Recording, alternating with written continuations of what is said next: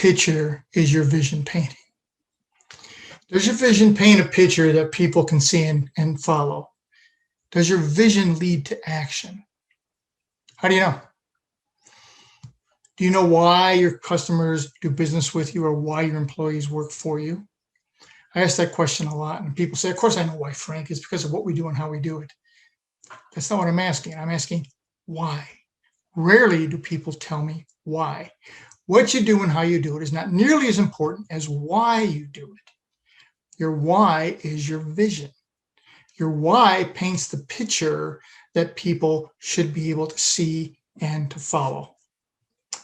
Now, whenever I start working with an organization, the question that I ask the most often is, why? I'll give you an example.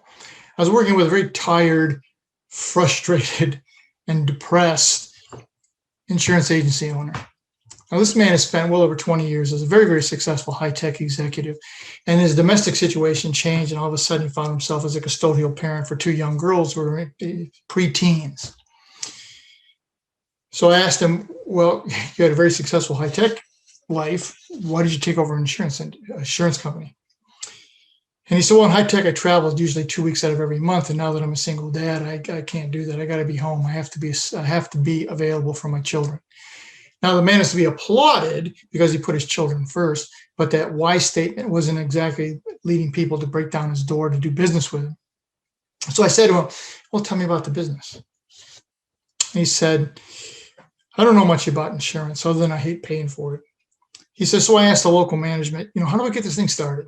And this is what they told me. They said, here's the best practice. Put your office here, 15 to 20 mile radius around your office. Those are your customers. Those are the zip codes you're going to deal with. You call the people up, you bring them in, you sell them insurance.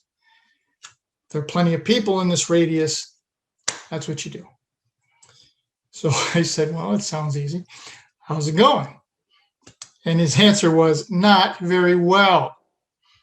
The most profit that this agency he took over had ever made is $5,000. Now, the guy before him sold a lot of policies and he made commission, but the agency itself was not very profitable.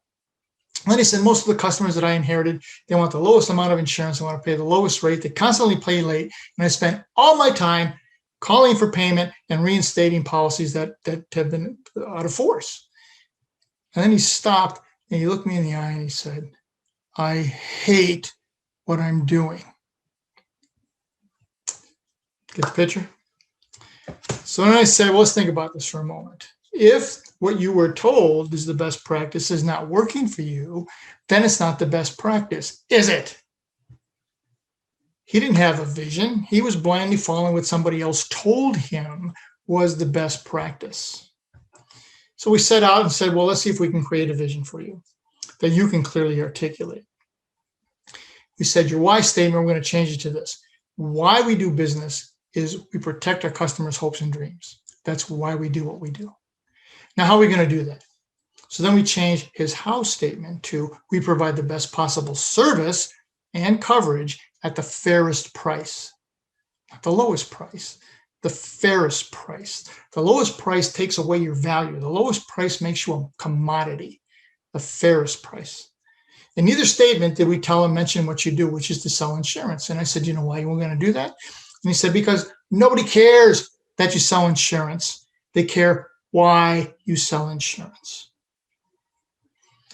We redefined his target market. The target market that he inherited was everybody with a pulse they wanted as a customer.